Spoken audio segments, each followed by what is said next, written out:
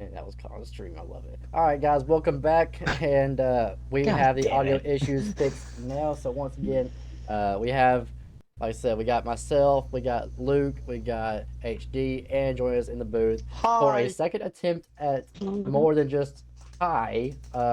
INF is in the booth as a special guest this week. What's up, INF? This Ray say, what the fuck is up, Kyle? Hi guys, hello. How are you all doing tonight? I'm glad to be here. Got it. What the Don't know fuck is how up, else to Kyle? open. I'm sorry. It's just hot. It's just natural to say Hi. hello, everyone. I'm glad to be here. I hope you're all doing well. Awesome. What the Well, fuck is up, we're glad to Kyle? have you. So no more hi. So like I said, we're glad to Never be here again. this evening. We see y'all in the chat. Start getting back in. Chat rooms are open, like I said, as always. We are live with you for the podcast on every single Friday night, except for next week. We'll take a week off because of Christmas, but we'll do it tonight. New Year's. So yeah, and New Year's. So, but we do have Twitch going on every single Friday night for the podcast. You can check us out on there, and it will also be uploaded post the podcast onto the UTLR Live YouTube channel as well, so you can check it out after the fact, and you can check it out live on Twitch. Tonight's title is none other than "Witness of Insanity," and AKA, what the fuck is him? exactly, we'll be getting into that Bruh. later on, and as far as exactly what the hell is the reason of insanity. Trust me, you don't want to miss it. If you're a part of it, it was epic. Um, But yeah, so LRS, HD, glad to have y'all Always. back. So welcome. Yeah, happy to be here. HD. Um, what do you gotta say so we can laugh at you too? What do you mean, what do I gotta say? I missed the memo. His intro, rude. That's your My cue to be intro. funny. Hi. Hello, Hi. YouTube. That's all I got. That's all I got. Bird squeal. I'm good now. All right, well let's get it right into the league action. So as we go around the league, as always, we start up with before we get into the big one. We'll start off on Wednesday night because, or no, sorry, Tuesday night with the Truck Series. They went to Iowa to compete on that cornfield of a track at times 3 aware on high draft. Yes, people thought we were insane for doing that. But LRS, you were the dominating factor in that one, so I'll kind of let you kind of brief on the overall complexity of the Truck Series. Yeah, we had 16 drivers. It was a really clean race, no cautions. Besides stages, I pretty much led every green flag lap. It was kind of boring on my part, but I heard there were some good battles throughout the field. INF was in that race, I think. I'm unsure. I think he Yeah, was, he was. but it was really fun. Um, could have been a little more fun for me, but I know the other drivers had a lot of fun. Yeah, I think we all had issues trying, or we as in I wasn't on track, but I wasn't. Y'all had issues of trying to catch LRS. Meanwhile, he's just out there being the lonely duck himself. HD, I know. Well, no, you weren't in the truck series. I know if you were, and you were like one of the No, no, fastest. no, I Oh yeah, was. that's right, you were. I was so far back. I was a non-factor from the get-go. Field filler. What? Oh, Shut up. INF, what was your take on the Bruh, trucks? you're just Being an at INF, Xfinity that's kind of your field filler, hometown dog. track. Um, honestly, when I see Iowa, it's just like I just want to be there. I think it wouldn't be a stretch, at least for my standards, to say that that's probably my best oval. But like honestly, for coming down to the trucks, at least when I've been there, have always produced insane racing, and it's always been just fun to trade paint and go racing down there. And Iowa was nonetheless. It was a fantastic race through the field, and it was a lot of fun. And for sure, and really, like I said, very basic for the truck series. Not even gonna lie. Going into Wednesday, we had the Cup Series at Kansas on times 2, where normal draft was a amazing night. I think, to say the least. Luke, I know myself was kind of a hazard in the way, but other than that, I think the racing was Only a little. pretty decent. I think we had a lot of 3 or 4 wide action going on. Oh yeah. I liked out, so I don't really have No, Really I much was good to there say. for the whole shebang. Yeah, HD. I was up in the sky. Yeah, INF up in the Yeah, sky booth, yeah. hanging from a crane, in the middle or in over the track. Doing a broadcast style from that vantage point. Yeah, they had me suspended on bungee cords, like up in the sky. It was kind of scary though. Like hundreds, thousands of feet suspended in the air over that speedway. Like when I cut at the rope, and I mean, it's gone, man. I'm roadkill. Next thing I know, it's over. Like it's just over. It's done. I'm not gonna lie. Maybe some yellow paint came off you, and that's why after painting you up all golden, so that way you're like a star in the sky, and maybe that's why the Geico restart zone was turned yellow for the race. Yeah, that's so weird. It's just weird. Why is it yellow? Like I don't know. It was the same I don't thing with like understand. Iowa. I know all our drivers probably had a lot of issues this weekend, considering like Iowa's restart zone is just like three red lines or like very narrow red lines, and then Kansas is just yellow. Like, Well, come on, Midwest, step it up. and Blue also, Come on. is where it needs to be. well, also it's yellow on the outside wall, but if I'm not mistaken, it's like three lines that don't even match up with the fucking restart zone on the bottom on the apron. Exactly. Like, what is up with the Midwest, man? Like, come I don't on, know. appease your corporate sponsors, man. You Come on, Step we your got shit money. up, stupid. Yep. We got some bills to pay. Mm-hmm. No, I mean it was a fantastic race. I mean, like I said, I had issues, nonetheless, but it was a great one. I think INF had a blast calling it. We had really good views off of it, I will say. So I appreciate all the support on people watching and tuning in to the Cup Series Wednesday night. And yeah, Mold took away the victory after Blackhammer kind of failed towards the end. He was our Project 27 driver, and he was pretty decent. Uh, Very great guy to race with, from what I've heard, and he actually lives close to me, so I don't have a whole lot bad to say about him. Uh, but no, he'll be back next season most likely, trying to compete for a championship. And then it brings us to the topic of the night. Why did we name this Witness of Insanity? Because of Xfinity. So, holy shit. What the hell did we witness? Well, before we get into it, I'm just going to play the video of the last 3 laps, and y'all kind of just watch it for yourselves. Yeah, this is going to be interesting because now we're at 3 to go. How much does Lodebroke have? Because I think INF backed out to make sure that he had the gas to get to the end. 2.5 laps to go for Lodebroke. Coming through 3 and 4. Oh, 2 to go. not gonna lie, I'm actually getting a little bit nervous right now. I am, because I'm 2 just to not go. used to seeing Lowbrook in the lead. No offense to him, but this is not of him. So I don't feel like something's going wrong. I don't know what it is, but now he's got to make it a lap and a half. Did he conserve enough? As now INF closes the gap. Flash has run out. White flag is in the air for the 20 machine of Lodebroke. Can he Does hang he? on? He's coming through 1 and 2. Clips the apron. He's down to the inside. Continuing to hang on. INF His is out. drivers are now running Lodebroke's out. Lodebroke is out. Lowbrook is out. Can he coast it? Who is this? One One bad bad. coming around. One bad. One bad's gonna take it. He's got it. One bad On wins. a fuel conversation. Oh my goodness. The 99 machine.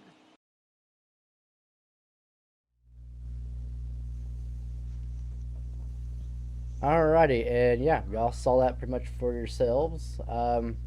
So with that, LRS, I'll kind of let you, since you're vice president, I'll let you kind of take a gander at your take of it. Yeah. At first, we had a little issue. What really put this whole thing in motion was we had a caution right at the pit window, and HD was the first person to say this is going to cause problems. And it definitely caused some problems. INF came into pit the next time around when we were coming to choose cone. I was trying to follow him in SP, and everybody else pushed me past pit road, which stacked everybody up, and we had to wave it off one more time, which gave people an extra lap to pit. So I pitted then with a whole bunch of other people. The race winner, one bad, he pitted with me. So did Load Broke. Said we were 3 laps to the good when I came out, and I was half a lap short by the time the race came to an end, and so was everybody else. Everybody was just, I don't know, it was chaos. Everyone Poor was just going Flash about was 5 too miles an short. hour, just passing each other, just going turtle speed. It was the most ridiculous thing I've ever seen. And so INF, your take, I want to know before we even get to HDs, because you were the dominant car, like the one to be towards the end. And I would have thought, coming from you, that you would have known this track. You would have known how it's going to play out on times three. You're going to know how much fuel you burn. Hell, we've been on the game for 3 fucking years. We should know how this game works. And everybody failed, including yourself. And I thought better of you for saying, I was like, why? I figured INF would have done better. So, like, what was your take on it? Well, honestly, like in all, first of all my years of coming, I have never ran on 3 times wear, so I was like, that was a new experience for me. I've never ran on a track with that much wear, at least in the Xfinity cars. I should preface that. And secondly, um, it wasn't like that all night. Like I think a lot of people can attest to that. Like fuel wasn't burning that much all night, and it just seemed like right in that final stage is when it burned the most. Because I wasn't burning fuel like that all night, and then when it finally went back green, I was checking off laps like, oh yeah, I'm good to the end, like I'm fine. And then I'm just focusing on my race. I look back up, and it's like, wait a minute, what is happening here? And it's just like continues to tick down, and I I don't like fuel saving. I'm not good at it, and I just overall don't like it. So I just disregarded that and just went as best I could. I tried to save a little bit, but unfortunately, it just was uh, was a little too much for me. But I think that was what everyone's mindset was just to try and push it to the end and see how far they could go. Obviously, some people got it right with the call, and others did not, and it led to a crazy result like that, where everyone's got the same mindset of trying to make it to the end, and just led to a crazy moment like that. Well, and also it wasn't just fuel, because I don't know if HD may have been one of them, but I know there's a couple towards the No, back I definitely was one of that them. blew a tire as well. I blew a tire in stage two. Yeah, Yeah, but it there was a was couple awful. drivers. That actually stage three. That's when I needed the caution, and it came out at the perfect time. Also, the very most inopportune time humanly possible. Well, and all night long there was a couple people blowing tires, like you stated. But I know there's a couple towards the end as well that also blew tires, which I thought was odd. Hmm.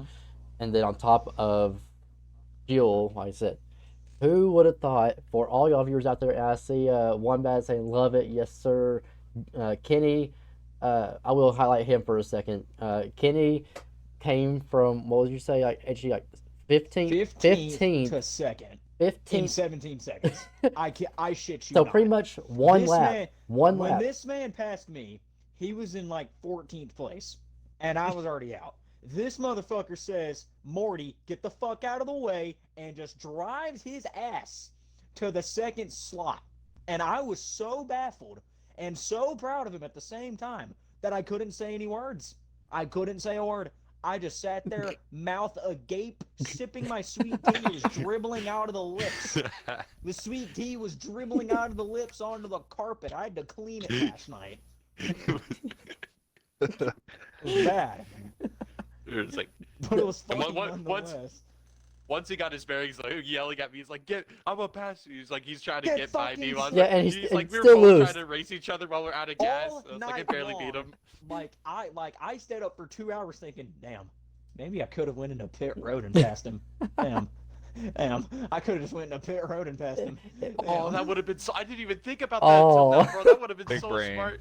I mean, I but just no, by I the time the just race thought ended about for that. us, we were at the start, or we're at the pit line by the time the race ended for us, so it couldn't have really worked. But yeah, that would have been smart. Yeah, I mean, like I said, Kenny was also filling in for under the weather Denny, who is we're happy to say is back home, uh, doing very well, doing a lot better than what he was a few days ago. So Denny, I know I've seen you in chat. You and Kenny are hyping it up, and so we're glad to have y'all back in the chats. We're glad to have Denny back on track next week. But it is amazing for Kenny to pull that second place off like that. And One Bad, who would have hell thought that somebody like One Bad, again, One Bad, you're in chat, so no hate, but how the hell did he come out and win this thing of all people? This dude hardly ever wins in Xfinity, mostly.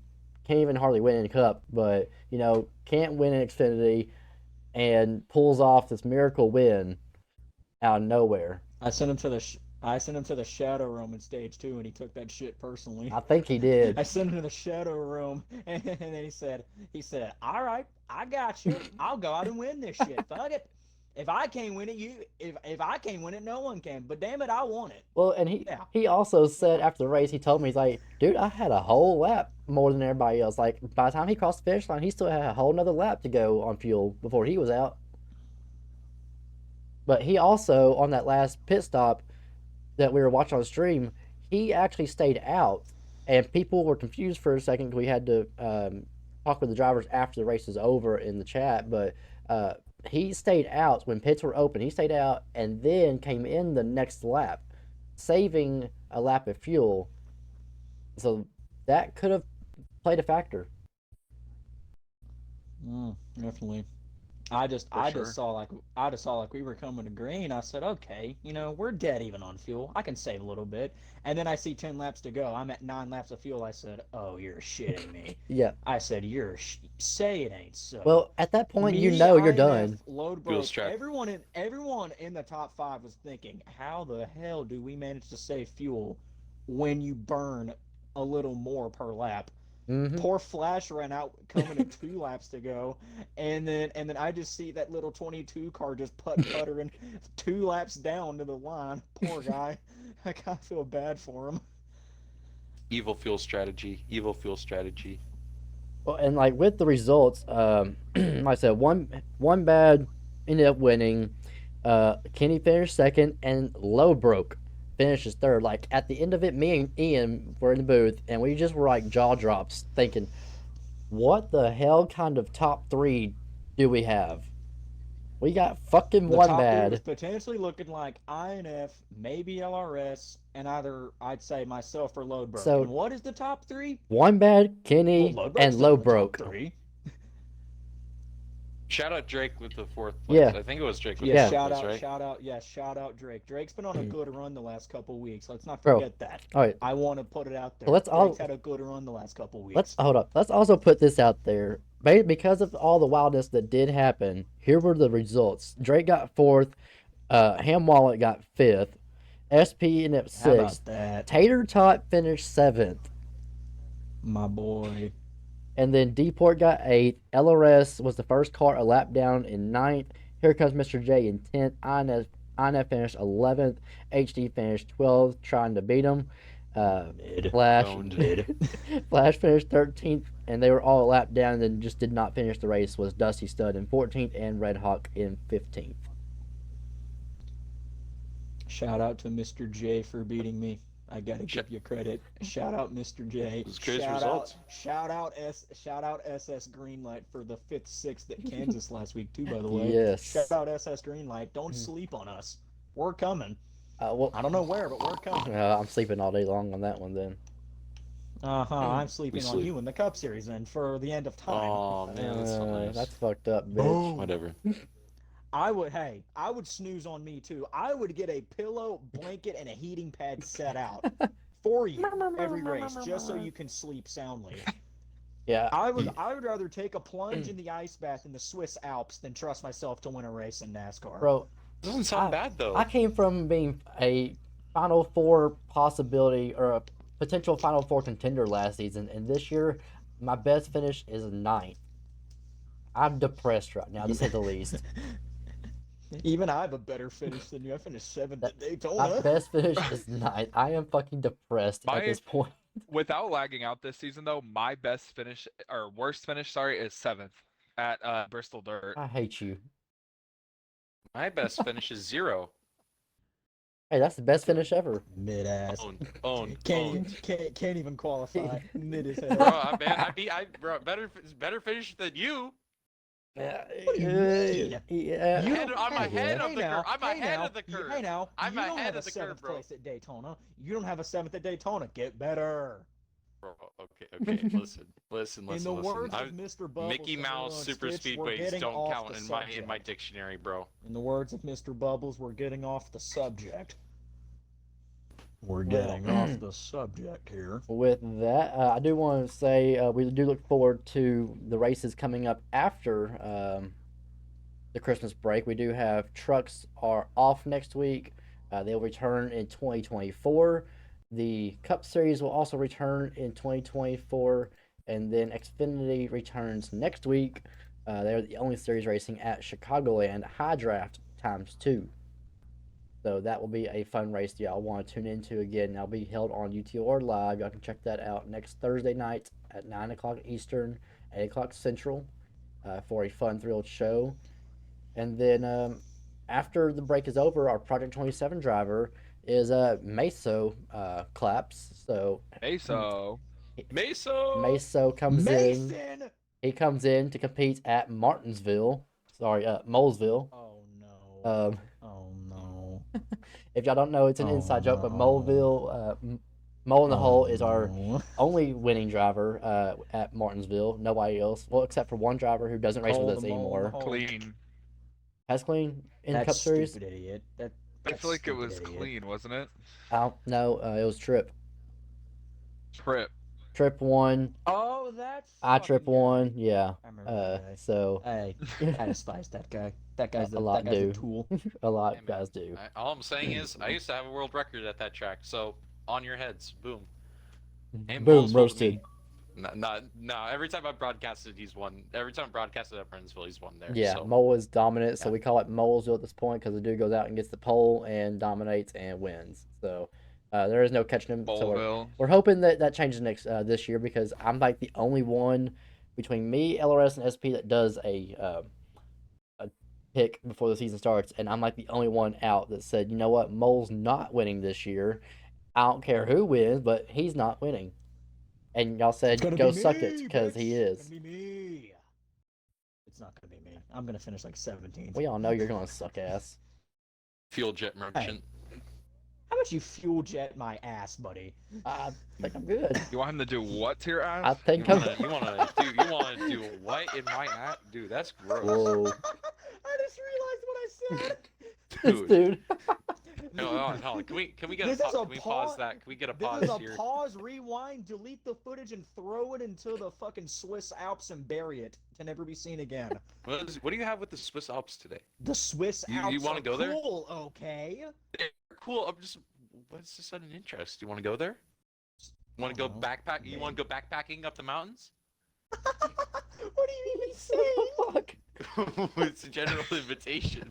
What's the deal with all this traffic coming out of your mouth, blood? What's the deal?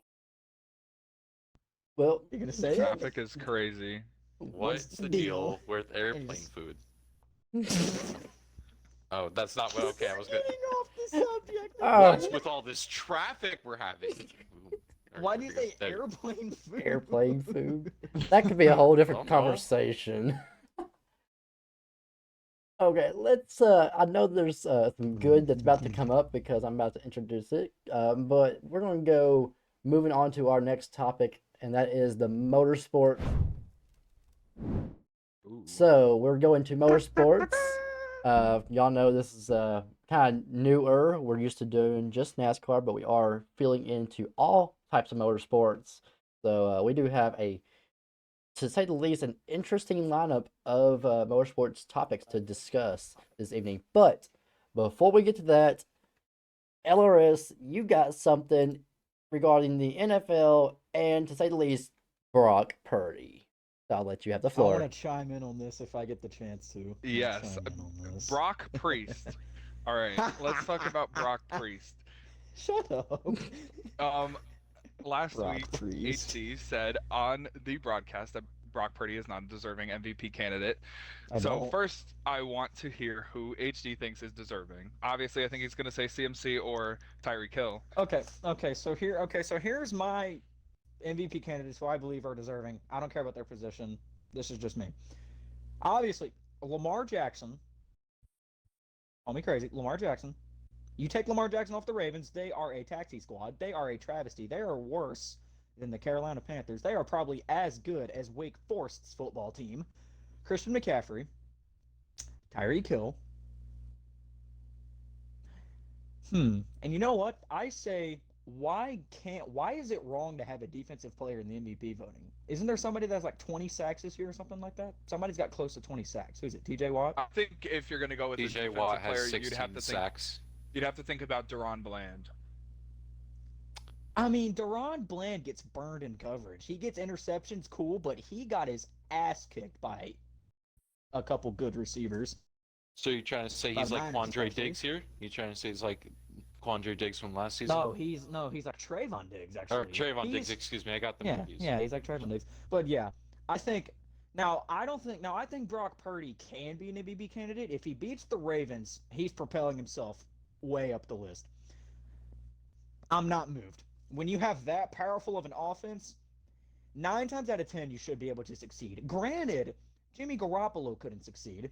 Well, that's Jimmy Garoppolo, so I mean, Trey Lance All right. didn't succeed Well, either. And real yeah. quick, neither Tyreek could. Hill, Christian McCaffrey, Lamar Jackson, Dak Prescott. Dak Prescott. Firmly believe it. Well, And you know what? Let's get weird. CeeDee Lamb could be a sneaky MVP candidate if he manages to top 1,500 yards and like 15 touchdowns. If he manages to get like a double-digit touchdowns of 1,500 yards, he can be an MVP candidate. well, and also I want to would throw put in Puka there, Nacua. He's the number 2 wide receiver in the league. Dusty Stud CeeDee has Lamb's number 2 in the also league right put now. into the chat. He said Joe Flacco after he gets the Browns their first Super Bowl is the obvious answer. Dude, no. True. No. Derek Carr, when the Saints are down 21 points, is the greatest quarterback in NFL history. I don't want to hear it. Derek Carr, when the Saints are out of the football game, is the best player to ever play football. All right. But back on the topic, let me read you some stats because this is why I was up at 6 o'clock in the morning and I messaged the podcast chat because I was Yeah. looking through the Brock stats. Purdy, I'm tilted. So let me read these stats. Brock Purdy has the most yards per attempt in a single season ever. Right now, if he continues on this pace, he has 9.9 yards per attempt. The next closest is Matt Ryan in 2016 at 9.3 yards per attempt. He has Before also the him- passing attempts in the league. Well, hold on. There's He has also least Aaron passing attempts. Rodgers, in 2011, 9.2, and then there's Peyton Manning, 9.2 as well in 2004. All three of them won the MVP. Right here, I have it written down. Brock Purdy leads the league in touchdowns, but is last in passing attempts among quarterbacks who have played every game. Right here, he ranks first in passer rating, first in passing touchdowns, first in passing touchdowns in interception ratio, first in passing touchdowns in attempts, first in yards per attempt, first in yards per completion, first in wins, first in quarterback rating. And get this, we're gonna go through the Yak ratings. The past 3 MVPs: Aaron Rodgers twice, Patrick Mahomes. In 2020, Aaron Rodgers had 52.2% of his yards come from Yak. Aaron Rodgers in 2021, 52.7% of his yards were from yards after catch. And then last year with Patrick Mahomes, 54.3% of his yards were Yak. Brock Purdy right now is at 47.8% of his yards after Yak. But here's the thing. Here's the Go thing. Here's the thing. When this man is throwing to Deebo Samuel, Brandon Ayuk, George Kettlecorn, and fucking Christian McJesus Christ himself, he better goddamn succeed. That's all I gotta say. I'm not discrediting Brock Okay. Purdy. I gotta But when you have check. that powerful of star power, you better succeed. You better succeed. Just saying. I gotta chime in and say this because I He's swear gonna say that Justin Herbert. No, what I'm about to say is Hunter has he doesn't like actually believe that Brock Purdy shouldn't be an MVP candidate. He just isn't like Brock Purdy purely because he's still tilted about last season and how Brock Purdy Yes. won the Offensive Rookie of the Yes, Year he award didn't over Chris fucking Olave. deserve it over That Chris is the only Olave. reason I why will he stand doesn't by like it. Brock Purdy is because he took it over Chris Olave, and he took still Chris thinks that Olave deserved he it. took Chris Olave's chance. 'Cause he did- Chris 'cause Olave had the best season for a rookie wide receiver. What does he do? Not even in the final ballot. Oh my Like, God! oh, Brock okay. Purdy has a 5-game insanity run. 5 games. 5 games, but like the most 5! important 5 games of like the whole season. 5, The not whole- 10. But the 5 most important, he came literally out of nowhere. Clip Takes this. Make the this a clippable 49 moment. Life's clippable moments need Clorox bleach. Okay. Oh, whatever. Okay, but you cannot let that personal like vendetta against him deny the fact that Brock Purdy is having one of the best seasons I'm in going recent to, memory right now. because He is having I'm an going to, amazing season. Because I'm a grown ass man. I can say what the hell I want. No, You you're goddamn not. shit. You're not a grown-ass man. Either. Yeah, I'm not. I'm Neither are you. a grown ass man. Who are in you 5 talking months. to? Try me. Oh my goodness! But anyways, I got 2 it's more like- stats when you guys are done. Go for it. Go. No, just go ahead. Go ahead. I'm sorry. Chris Olave should own Right here. Okay, I'm done now. Yeah, he probably should have, but I do think in that NFC Championship game when Purdy tore his fucking ligament and John Johnson or whatever the fuck his name came Josh Johnson. in, he literally did not know what the fuck he was doing. He got concussed because he couldn't move, and then you have Jimmy Garoppolo standing there, just looking on like a bird. Get out there. I know your ankle hurts, but get out there and do something. But the thing is, Jimmy Garoppolo brought them to 1 Super Bowl without all the weapons, and that looks good for him. But he was not making the throws. Trey Lance was not making the throws. Even if you have the wide open receivers, you have to make the throws. You just have it. That's fair. That's fair. You can't shit on somebody because they have a good team. Yeah, like what the fuck? I will say he has thrown some absolute dimes to Brandon Ayuk this year. I will say he's thrown some dots down the field. He's thrown some dots. I cannot lie. But the last stat I have, it says right here, Purdy has also completed 27 of 41 passes that traveled at least 20 yards in the air this season. That is good for a 65.9% completion percentage, and that is by far the highest number ever recorded among qualifying quarterbacks. Well, Derek Carr's gonna have the lowest number recorded with all of Chris Olave's bullshit ass drops this year. He's got like a 12% completion percentage probably. Chris Olave is like 38 drops this year. This guy's fucking buns. Talking about Chris drops. Chris Olave's an 1,000-yard receiver, but he's one of the worst pass catchers I've ever seen. He drops everything. He drops everything that's over 10 yards. Oh, the poor Chiefs don't have anyone that can catch a ball. Fucking Travis Kelce got the life sucked out of him by Taylor Swift, and now he can't catch a ball anymore. Nah, bro. Disrespecting Rashee Rice is crazy. This man went undrafted and is about to have a 1,000-yard season. Crazy. But Rashee Rice is their only dependable receiver. Travis Kelce is too focused on Taylor Swift. He's dropped 4 balls. Justin Watson's white. He already's at a disadvantage. No, he may have dropped 4 balls, but he drops 2 balls every night. Justin Watson ain't no Wes Welker. And then the final stat I have for Brock Purdy, on 20-plus yard passes, I told you, he's 27 for 41, which is 65.9%. The 2 next closest quarterbacks to him right now this season are C.J. Stroud and Tua, and they're at 57.1 and 55.1%. Tua is throwing to a wide-open Tyreek Hill and Jalen Waddle. They're running 10 miles an hour faster than everybody else in the league. C.J. Stroud's just a dog, by the way. Yeah, and C.J. Stroud has nobody to throw to. His only target is Tank Dell, and he's hurt, and he's still figuring out how to do it. Disrespecting Nico Collins is wild. Okay, but, do you see Nico Collins making game-changing catches? Well, no, that's what Tank Dell's for. Nico Collins gets them to that point so Tank Dell can finish the job. Boom. Boom. True. But then you look at all the quarterbacks around the league having issues. Jalen Hurts, I don't know what is wrong with him recently. The slump is crazy. He's ass. Patrick Mahomes has nobody to throw to, so he's ass. And then so everyone's like, wow, they don't have nobody to throw to. If Patrick Mahomes had people to throw to, he would be in the MVP race because that's just how it is. He's a good quarterback. He's mobile. He makes the throws. Why is it different that Brock Purdy did it? Is it because he's the last pick in the draft and it makes all the scouts look bad that they didn't project him higher? Is it because they're jealous? Is it because, Brock Purdy is just that guy and they don't want to admit it? I think it's safe to say, man. He's tilted. I still think Chris Olave should win Rookie of the Year. I'm still tilted about that shit. But I can't deny, done. like, this season We're done. has proved that Brock Purdy is here to stay in the I NFL think what for, does in my suck opinion, is going to be that a the long time. MVP race is going to come down to the Ravens 49ers game. And if the Ravens win that, it's probably going to go to Lamar Jackson. What is And it? I feel like that Ravens and 49ers game is not going to be close like people think. It's going I to don't think start it is slow either. like the Niners and the Eagles game was. It's going to start slow. The Eagles are going to have like 100 more yards in the first half. 49ers are going to come out in the second half and dominate them. And that's just I how the mean, the 49ers have Ravens played have all like year. the best defense in the league, though. Like, genuinely, Wow.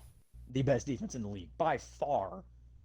Were you like, Like, Roquan wait, what? Smith is the best pass rusher in the NFL right now. I genuinely believe that.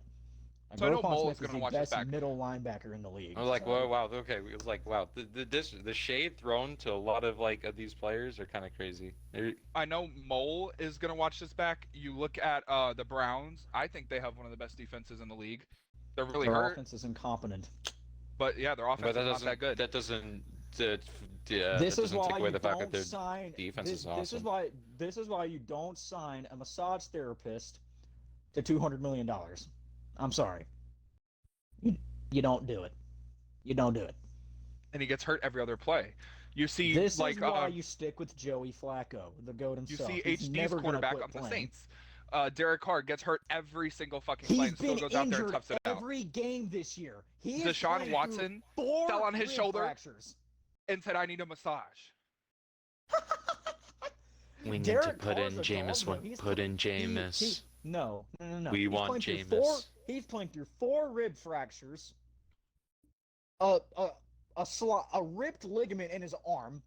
It's partially healed, and yeah, Derek Carr's just a dog. He's very stupid, but he's a dog. Jerry Seinfeld. Shut up. And then we have Tanner Alex's Faust. team, Shut the up, Tanner Cowboys. Faust. Dak Prescott's having one of his best season ever. The Cowboys do look like contenders. I don't like saying that, but they do. They do. did get blown out by the Niners, but they also did good against the Eagles. So it's a little confusing. They got blown out by the Bills, but it's weird. Dak Prescott looks good when he makes the throws. They didn't get blown But up by when the the- Bills. They got blown up by James Cook, Georgia legend. Continue. But we're also 3 and then- 4 in away games, so that's the concern going towards playoffs if we don't win the top division, which I don't think we will. So that's a concern. We cannot transfer what we do at home to the fucking away games, and that's very upsetting coming from a Cowboys fan. Commanders being the 2 seed in my Madden franchise. Can't be that bad. Can't be as bad as the Commanders being the 2 seed. But I mean, But I when will the, say, when the Cowboys defense is doing nothing, the team looks like shit. The offense clicks on pretty much everything. Mhm. It's the defense. for Mhm. once, the offense is doing better because typically, because I was talking with a friend today, typically the Cowboys suck in the first round of the playoffs. We'll also take a look at when they do that, it's because they've been sucking the second half of the season and they do amazing the first half. This year, it's bipolar opposite. They sucked in the beginning and now we've got momentum. No, I mean, yeah, it's one game we lost and everybody wants to hang it over our heads. Whoop-de-doo, go ahead, hang it over our heads. We don't care. But we still have a good team. I'll hang it over your heads. Yeah, Gladly. oh, I know you will. We have a good team Mhm. this second half of the season. So what could that potentially say going in the playoffs? But to pull the thing back full circle, I the only reason I brought up the whole Brock Purdy thing was because I heard that somebody, Cam Newton, called Brock Purdy, called Dak Prescott, called Tua, and a couple other people game managers.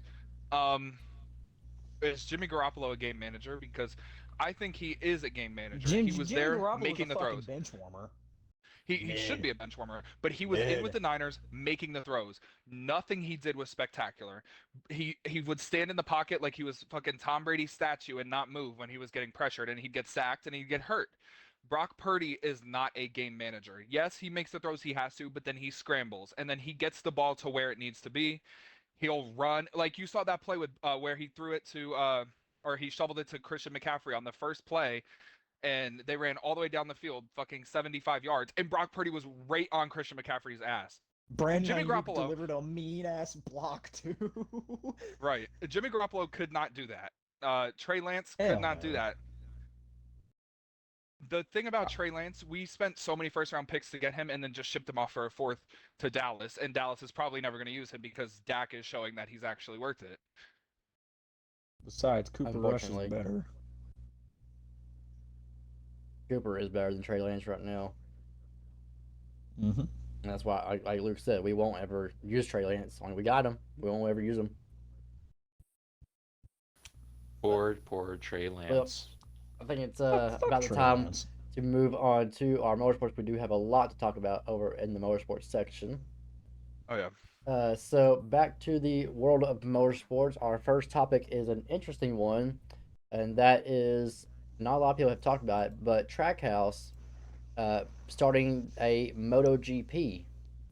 Um, Ooh. they have not released much information, but a few or last week sometime they did post on their Facebook page of the Trackhouse Racing, "Welcome to the house," and then under the Trackhouse MotoGP page, they just started up said shifting gears to two wheels. Welcome to the house. Hashtag MotoGP. So they are. I don't know the details. I do know they're taking over some team that almost went into bankruptcy and pretty much just saved the team. They're going to keep the Yep. same two drivers that they had on that team, and just it's now rebranded underneath the Trackhouse name. So Trackhouse really going worldwide with this. Yeah, Ooh. I do have some of the information. I pulled it up when you brought it up. They are acquiring the RNF racing team, which, like you said, was going into bankruptcy. They are keeping one of the two drivers. They're Okay. keeping Miguel Oliveira from Portugal, but they're signing a new driver, Raul Fernandez from Spain. He is the one that brought also the make of the bike to the team, the Aprilia team. Um, Obviously, they're changing the name, like you said, and they're going to have a whole new management. It is a backmarker team that they're trying to save, so not really high expectations, but I think it'll be interesting to see how they perform. Yeah, I mean, like I said, it's not a motorsport that a lot of people, we at least that from us guys and most of our guys that we interact with on a daily basis, don't really keep up with, to be honest. But whenever it does involve a team that has a high standard that is growing in the motorsport world with NASCAR, with the Project 91, and bringing in outsiders from the United States and other countries, and now you got going worldwide to the MotoGP side of it. It is going to be interesting to see what does Trackhouse do with that, and maybe, just maybe, do we see a transition? Maybe a couple of those drivers that's on the Trackhouse GP team come over and try four wheels out in their Project 91. That might be something they look at trying to get these um, foreigners from other countries to come in and race with these guys. So it'll be quite interesting to see how that does play out. Um, with the next topic is a highlight one, and that is, and Luke, you have to pull up the stats. I don't have them actually on the screen, but Jimmy Johnson, he is coming back. They did officially say he is going to race in 2024 for six races, and I believe Daytona is actually not one of them as of right now. Kind of shocking because he raced the 84 at Daytona. Or no, sorry, he tried to attempt with the 50 TNT team, I believe. Or maybe in the 84. I wasn't for No, sure, I was but in the 84. okay, it was 84. So yeah. But he's not right now attempting the 500, but he is racing some other races as of right now. So Luke, if you want to kind of go over that. Yeah, they announced he's going to be doing six races. Bob Pockris did tweet that it is expected he will enter the Daytona 500, so we can Okay. probably count that as one of them. They also announced three other races, so we have four of the six. He's going to do Texas on April 14th, Kansas on May 5th, and Charlotte on May 26th.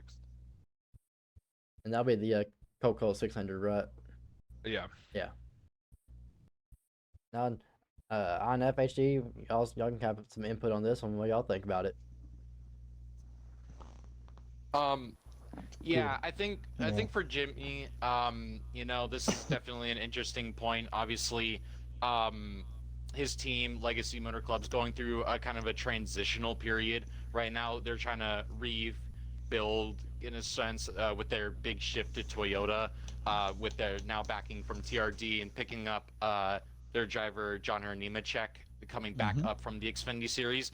Um, Definitely, last season for Legacy was to say the least, a failure. I think in a lot of senses. Picked up at the time big prospect Noah Gregson. That didn't turn out very well. Eric Jones had to cipher on through. He definitely got the team good results, and Jimmy, when he was on track, unfortunately, just didn't really seem to have it. I mean, obviously, he's coming back from an extended period of time, having been in IndyCar for the last few years, and come back obviously in a new car might be a little bit more challenging for Jimmy. And I think we can expect to maybe see that going into 2024 as well. I think Jimmy definitely really hasn't been in the right mental capacity in the last like few months, especially with what's happened in his personal life, and especially with what's been going on within, well, not like anything bad going on with the team, but just like the team's performance. So I think it's good for Jimmy that he is coming back and that he is getting more races under his belt, and especially at the ovals, which I don't think we got to see outside Daytona last year. But ultimately, it's just going to be, and some people think it might be tarnishing his legacy a little bit, like coming back, trying to race in this 84 team and on tarnishing his legacy. Legacy. That's And funny. yeah, That's good. I'm not expecting big things from Jimmy next year. Up like in top 20s, probably like low 30s, maybe in the 30s just in general. But it might be. I don't know what to expect from Legacy. I'm expecting that team to be definitely mid to near the backpack. Obviously, like Eric Jones will probably be up front, but like the other two are just, I don't know, kind of questionable. Well, Eric and Jim, Jones and me. you also have Jimmy, who we didn't think at first was going to be coming back this year to race because he's been a Chevy guy. So yeah, they're switching to Toyota, and he's part of the team, but I think he was kind of holding back on maybe or maybe not racing this season because he didn't want to drive a Chevy because he's it kind of like I said kind of tarnishing his legacy of being behind a Chevrolet for his whole entire time, and now it's like okay, I'll be on the team, I'll help the team out, do my role, but I'm not going to get behind a wheel of a Toyota, and now here we are. He decided to go forward with that. I like it's a weird like tangent I have where the idea of like drivers having their legacy defined by what manufacturer they drive for, and I think like honestly like it Yeah, it's doesn't matter dumb. if Jimmy Johnson drives for a Toyota or not. He's still Jimmy Johnson, and if you don't if you think that that's going to like tarnish his legacy purely because he's driving for a Toyota, or that he was a Chevy guy his whole career and then people go to Toyota, Mm-hmm. who cares? He's still on the track. He's still Jimmy Johnson. If you're a fan of him and you don't like him going to a Toyota, then you're just not a fan of him, period. No, I just realized, I Period. think that's what a lot of people felt like when Matt Kenseth transitioned from Rouse to JGR. Like, oh, he went to that damn Toyota. Nah, Matt Kenseth. Nah, Exactly. nah, nah, nah, nah. Mm-hmm. Like he was Yeah, a Matt Kenseth's Ford still guy yeah. my all of his favorite of all career, and then time. he goes to I Toyota. couldn't care less. Well, Matt a Kenseth's prime my favorite of example. all time. I don't In, care. in my opinion, a prime example, everybody hated Kyle Busch in a Toyota. Then Kyle he Busch, moves to they love RCR Kyle Busch in on a Chevy. Chevy, They and now love they him. love him. They Okay, love I, him. I can't say much on that because my family has always adored Kyle Busch, and I hated the bitch. And whenever he switched to Chevy, I do like him now. I mean, I'm not a fan, not a fan, but I do like him. If he Don't wins a race, I'm understand why not it's. butthurt. So I'm one of them. I don't know why Toyota's so like in the you're at a Toyota, you're a bitch allegations is Martin Truex Jr. and he's not doing too good at beating him right now. I don't. He's barely beating him. Hot take. I don't like Martin Truex. Ever since he left, Ooh, uh, I honestly don't blame you. I I would don't like blame him you if you either. didn't. When he left that other team, Furniture Row, and went to Gibbs, he became like a Gibbs driver, constant complaining and whining. Even though he didn't say it in the media, you listen to his radio, you hear it. He whines, complains, Yep. He's and a that shit bitch gets on on the my nerves. radio. Okay, so another hot take. Be like Alex Bowman. Be quiet and ass. Be like Alex Bowman. Well, another hot Simple. take here. On the topic of Truex, does he retire next year? Does he call it quits? I mean, I he is think he, so. He he's the should. next I think so. he's the He next should have active this year, if I'm driver, being and I honest with you. mean, he talked about it many times this season about giving it up after this season. I So thought he was done after I, Homestead, if I'm being honest with you. I, He I said, really I'm done with thought. this shit. He said, I'm done with this shit. I think it's I don't know what I think he signed a deal or like this is his contract year. I'm not exactly certain like This is his what his contract year. He contract. did a 1 year All right. deal. This is the So okay, contract year. so um Do I? It's not. I think it's a matter of like two things. Does Truex still have it, and then the like is Truex in the mentality? Because as far as like, does Truex still have it to like go out on track and like compete at like a high level? Yeah, Oh I yeah, think Truex still for has sure. that competitive drive and still has that ability to compete at a high level. But I think it's just mentally wise, like he's getting older and maybe Well, he's just getting more frustrated. And well, now, and like, it might be also, the time. well, and also I think taking his into mentality's consideration just shot. the newer drivers too.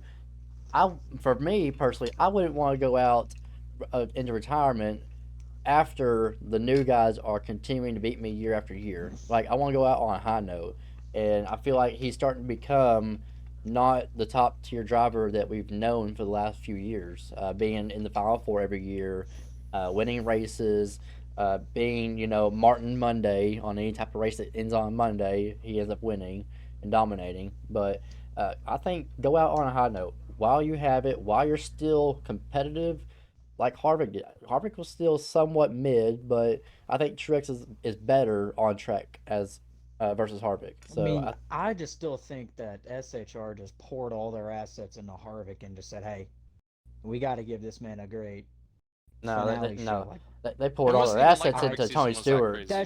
into his drag that's just strip. what it feels like because it seemed like the Well, only fucking good drive by a Haas driver that wasn't by Kevin Harvick was Chase Briscoe at that Texas race that he Yeah. almost won. Well, That they was the poured all only their good assets drive I into remember. Stewart's Okay, top fuel Almirola at dragster. Martinsville was good too.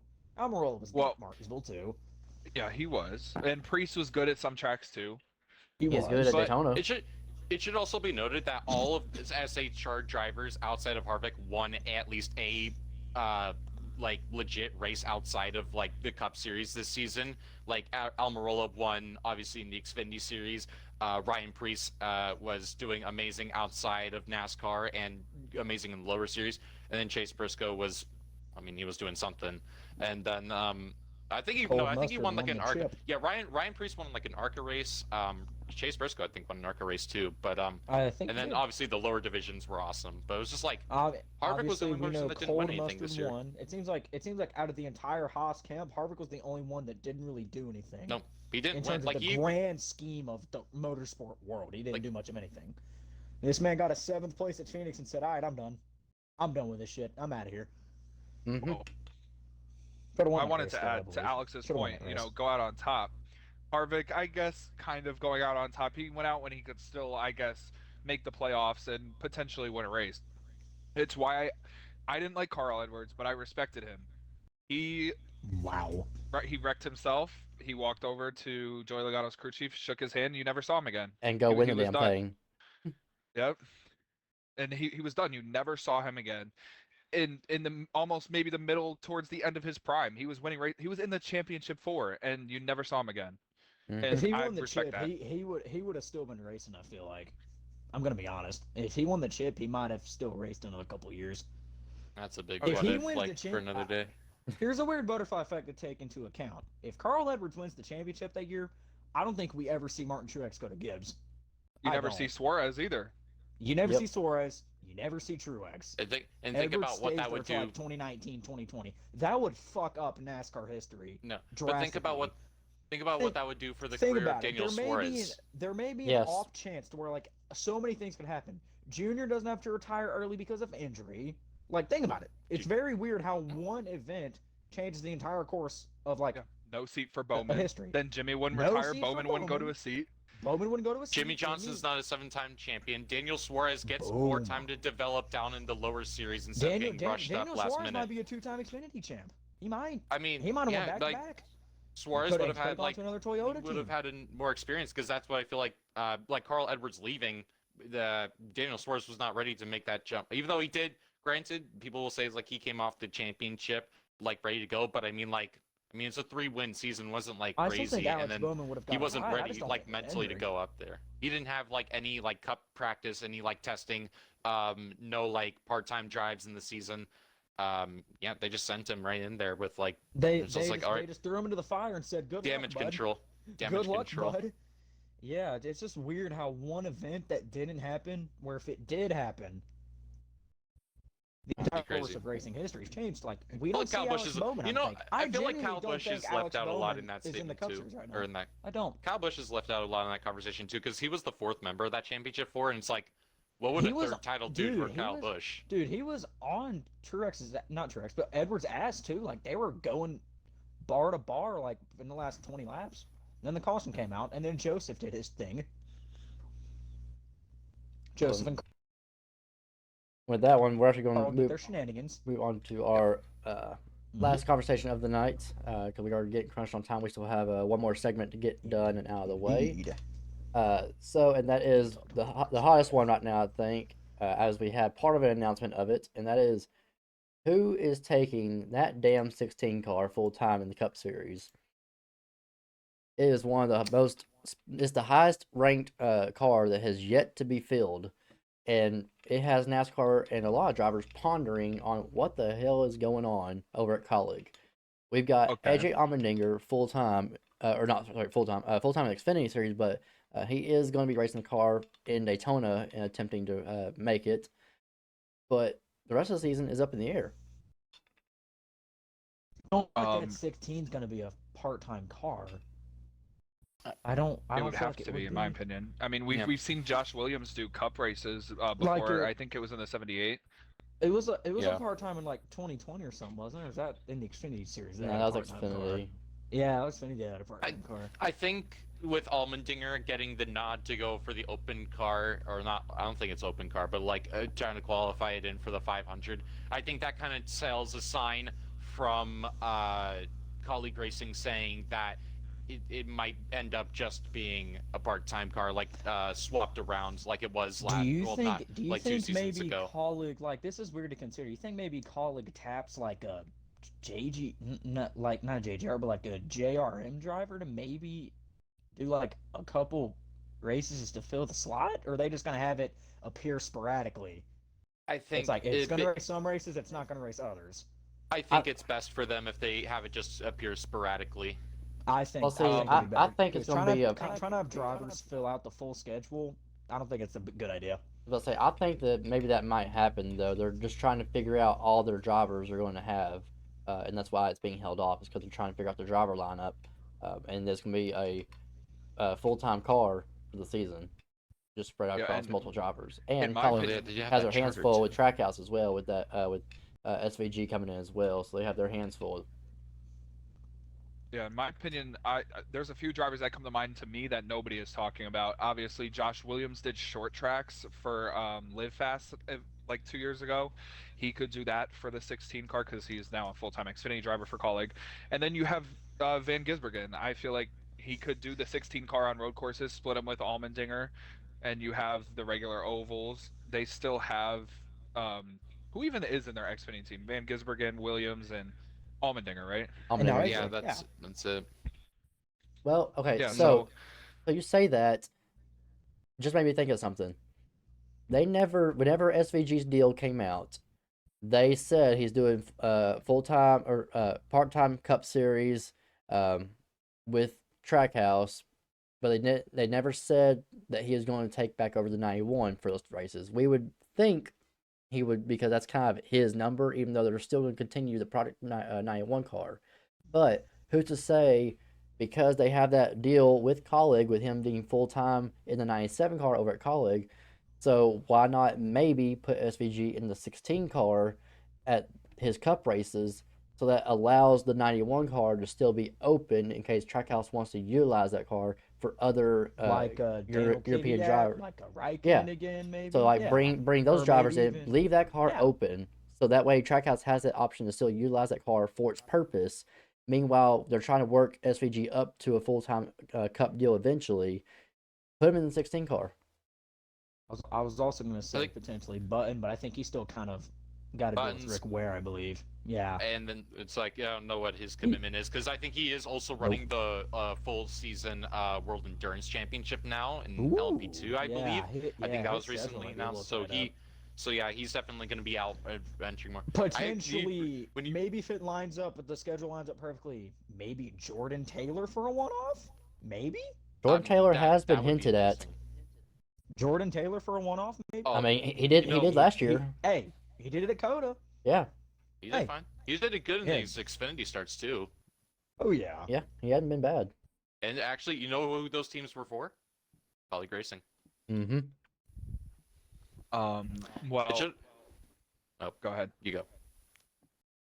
Go ahead, Luke. Okay, well, Uh, I was gonna say, there, colleague racing and Trackhouse have that really close knit relationship. There's also the Xfinity or the truck team Nice. They're all mhm. three. They're pretty much the same team. They have Mm-hmm. Matt Mills and Bailey Curry as full-time drivers. Bailey Curry is good. Alex knows my beef with Matt Mills. I don't need to mention it. Yeah. I fucking hate Matt No. Mills too. He's so useless. That's the most But useless driver on track. Matt Mills drove the 55 Cup car, I think at Sonoma, and he also drove it somewhere else on an And he was oval. trash. That could be something to look at. He was I trash was in the car anyways. I was gonna bring up what Storm said about Trackhouse with SVG, because that just like opened my mind to another idea that I haven't really thought of yet. Because there's the idea of like trying to get Shane full time into their team now, but then like, what about their most recent signee, Zane Smith, and where does he play into Mm. that? Because Zane Smith's, well, he's in Spire right now, at least for like this year, I think. I'm not sure if it's like 1 year, but It's a like, 1 year lease, yeah. okay, it's a 1 year lease. So then that now puts priority of like, who exactly are you going to try and aim for? Because it's either they get one charter like this, try and aim for getting one charter this year, or they try and aim for two.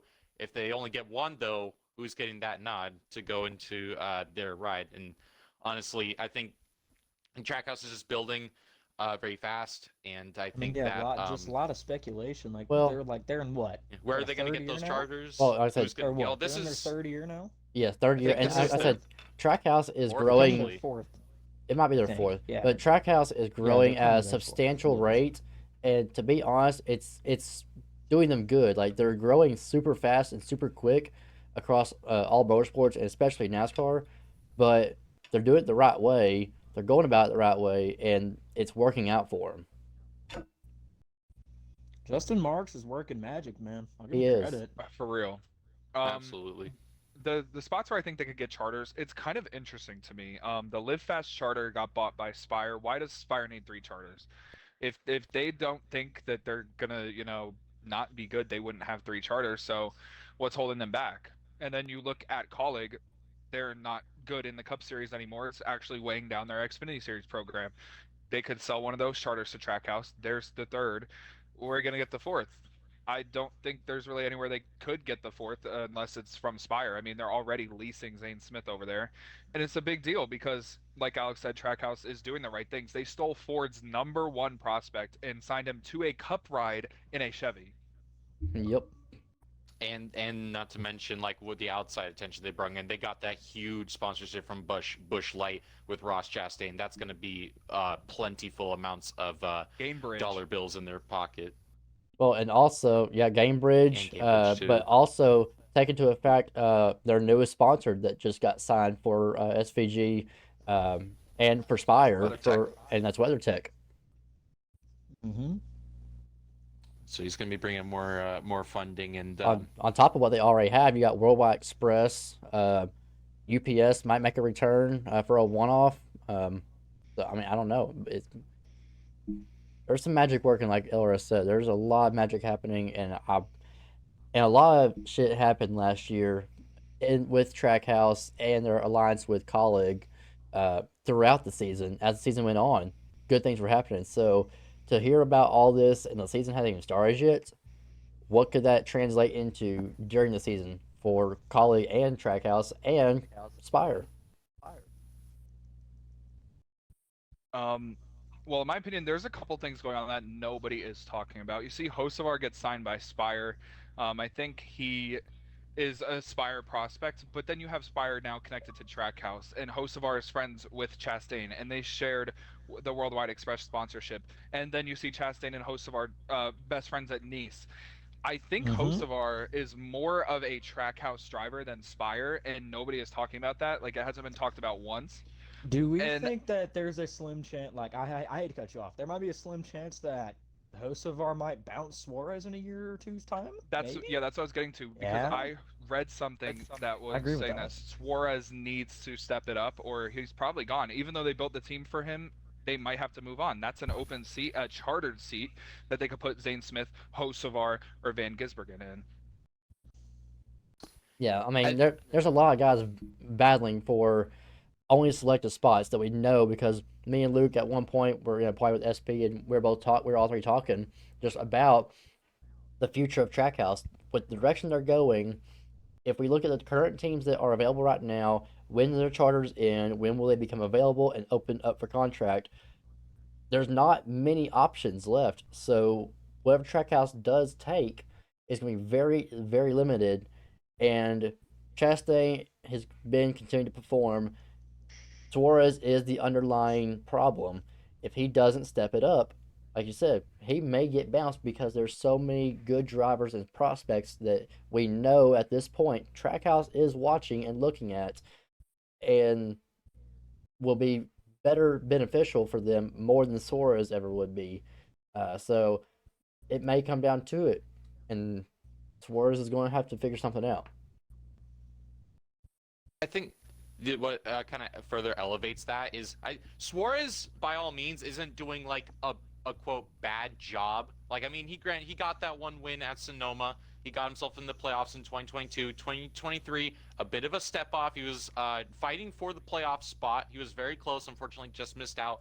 But it's not like Daniel Suarez is like doing a horrible job. Like it's not like he's like underperforming in that. I mean, he's doing just fine, but it's the fact that his teammate is just so good. His teammate is elevating that equipment, and it's the fact that he's raising the bar for Suarez, and it's just that. Well, Suarez is just not up to Suarez, terms I with just don't think Chastain is meeting- standards. I just don't think he's meeting the bar. Well, That's the and they brutal Yeah, it's like Chastain came reality in, of it. Chastain immediately came raised the in. bar. Well, Chastain came in, and they brought him in to actually help I mean, shit. Suarez get better. Chastain almost won a race in his third race in Trackhouse. Think about it, at Las Vegas. He won Yep. two Almost races. He almost won the third race. And then he won Coda. Ways. And then he won Talladega, which nobody expected him to win Talladega, but damn it, he did it. And then he finished did the second in Hail title. Melon. Exactly. He got The into Hail Final Melon is Four the his most first memorable- year. The most memorable NASCAR moment in decades is that Hail Melon, and he did that, and it made him look so different and so Badass. good. And it made Suarez like, what the fuck should I do? And now he's stuck in a hole. I just feel like Suarez is trying to race against an insanely popular guy. It feels like Suarez is losing the popularity contest battle in his mind, and that's just messing with him mentally on the racetrack. I feel like. I think one last thing Suarez for like is just trying really hard. I One just last don't thing think for, he's just like- putting it in. one last thing for like Trackhouse, and that's just like soon. I think within maybe next year, maybe even 2 years times, I think we might be needing to have a talk about like top 3 team realignments and maybe where Trackhouse starts to stand, because it may be like a few years time we might be talking about Trackhouse as the best team in NASCAR, and I mean, at I the top of agree. the food chain, I can see it. overtaking Hendrick as the best Chevy team. Hey, who needs like a big top tier guy when you can develop? You turned Ross Chastain around completely. You're basically developing Carson Hocevar as it is right now. Carson Hocevar is And Zane 20, Smith. and Zane Smith. I mean, shit, they could have a 3-car lineup of Hocevar, Zane Smith, and Ross Chastain. All 3 of them. And then put a fourth given one, time, SVG. They very well Exactly. could make 3 out of those 4 could definitely make the Final Four in, let's say, 2026, something Mhm. like that. If you give enough Also- time, shit, it's totally doable. Totally doable. The way that Justin Martin is running that company, I agree with you. It's totally doable, and it's definitely foreseeable. Let's also not forget Suarez is also like 31, 32 years old almost. Like that's not old, but when you have guys that are 10 years younger than you that are like producing now in the lower series and you're not producing in the high series, you're on a very tight leash, Daniel Suarez. I'm going to give it to you that way. You're on a very, very tight leash right now. Indeed. You could Trying to figure out these ages. you could cut the tension with a Daniel plastic Suarez and knife. Suarez and Ross plastic Chastain knife. are like the same age. They're both 31 years old. But here's the but here's the thing. No, Ross, like it doesn't matter how old he is. Ross is producing. The sad the sad truth is Suarez isn't, which kind of Ross will sucks. I stay like there Suarez. until he gets kicked out, or Yeah, until no, he wants to retire. Ross is that poster child. Ross is the poster child of Trackhouse. He's one of the poster children of NASCAR right now, and he's 30 years old. Shit, Mm-hmm. he's elevated himself from, oh hey, that guy that won that Vegas truck race, to Hail Melon Boy, the Melon Man, Rossi The Poo, watermelon farmer. Big Chastain, Ross the boss. And Ross Well, before the we move out, boss. yeah. I just have two things I want to say before we go to the next topic because I know we have to get a move on. Yes, we do. Zane Smith and Carson Hocevar are now teammates in the Cup Series, and I want to give a shout out to AJ Paradise because we've all seen that edit of Zane Smith talking about how dangerous the Truck Series drivers are. Obviously, he was talking about Hocevar. It's going to be interesting to see how their friendship Ooh. dynamic forms. Ooh, Mm-hmm. that's actually something that I didn't take into Both account. fighting To for be honest Rookie with of the you. Year too. Carson Hocevar beats the shit out of Zane Smith, refuses to elaborate further, asks to leave the sport immediately. This is gonna be like a Nick's. This is gonna be like, dude. This is gonna be like Nick Sanchez in 2025. He's having a fucking. He has fisticuffs with like Kyle Busch or something. You're dead at Homestead. You're dead at Homestead. You're dead. Eh. I'm gonna Is kill Nick you at San- Homestead. Is Nick Sanchez a problem child, or is Matt Crafton just a fucking old head? It's time to have a talk about Matt Crafton. Yep. And then my final point. I was just gonna say, Alex, nobody talked about it. I wanted to go back to the Toyota Legacy Motor Club thing. Um, 2311 only succeeded because they opened a team as a Toyota affiliate. Every team that Gibbs has come in to try and save, like Furniture Row, now Legacy, like Levine Family Racing, they've sent bankrupt and they sent them home. And I think Legacy needs to be really careful about that. Nah, I agree. Poor Levine Family Racing. Michael McDowell was wasted by them guys. Poor Levine. Scott Speed, Michael McDowell. Casey Kane that won them, Yeah, them Casey couple Kane. years. Yeah, Oh, Matty boy. D. He Casey almost won the Matty D. Daytona race. Matty D at Casey Kane. Bristol with He almost Levine. won, dude. He and Trevor Bayne were duking it out for that Indy race that in like 2018 or 2019, and then like a caution came out with like 20 laps to go or something. I don't even know who won. Yeah, that and then race, Trevor but they Bayne were didn't in- go on the start, and the whole field piled Yeah, up. yeah, no, they were in like the top three. I was rooting for Trevor Bayne that race, dude. I remember that. Well, Anyway, we were way yeah, over time. Yeah, with that, Oh I yeah, know. well, 7 minutes overtime. Well, I know that y'all are about to have to get going. So, with that, we're going to go into overtime. We've been in overtime. For So- 7 minutes, Mason. 7 minutes overtime already, but we're going to go into overtime to get it going. This season or this time around, like I said, we do have 2.5 minutes. It's not 2 minutes. It's 2.5 minute clock that you'll see up on the screen whenever we take off to do it. Back to talking about the league. We're usually do it with the Cup Series, but Cup is off next week, so we're going to do it with the Xfinity Series at Chicagoland. We will go through each one of us. We'll name off or quickly do a not even a full sentence almost of a ones to watch. Who's the ones to watch? And then that'll be the green flag. We'll go to the white flag, keys to victory, and then our race winning picks is the checkered flag.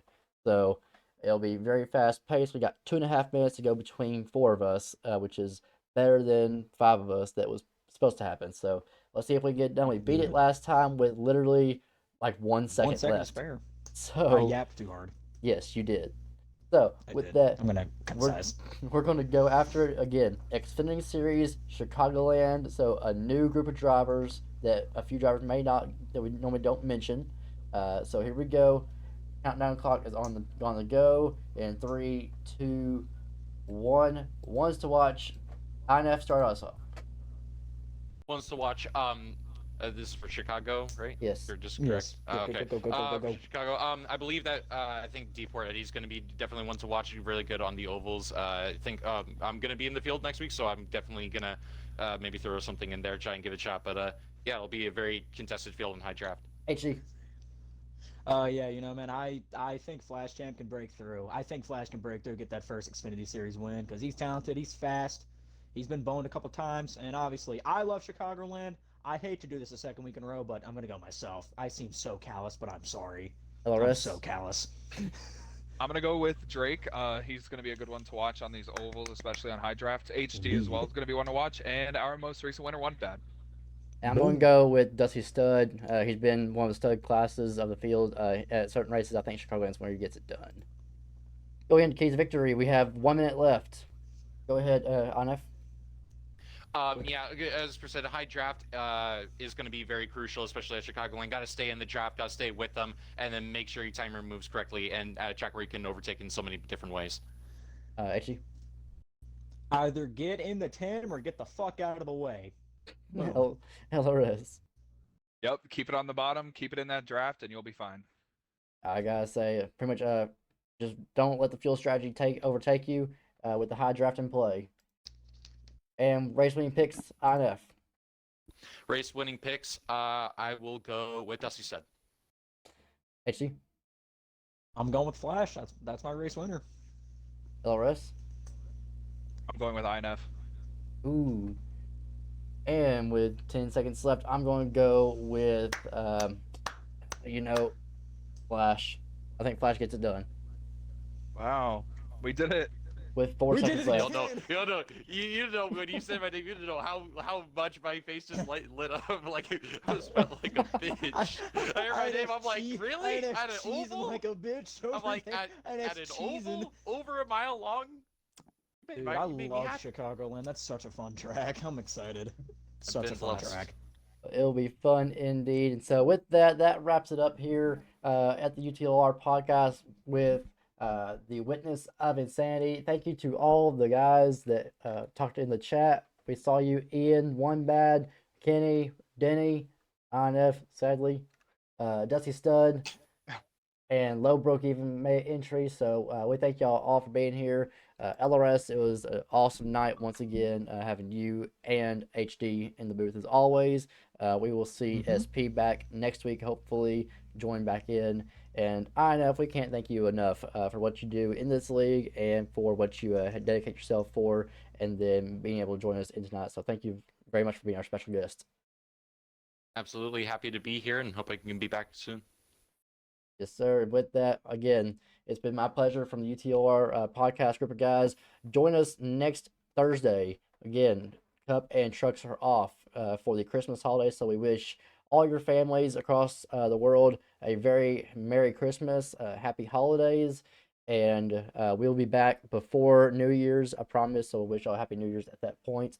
But again, great podcast for the night. But again, tune in next Thursday for the Xfinity Series as they take on the Chicagoland Speedway. And then tune in the following week for Cup and Xfinity Series action as they'll take on Martinsville and I forget where Xfinity's at.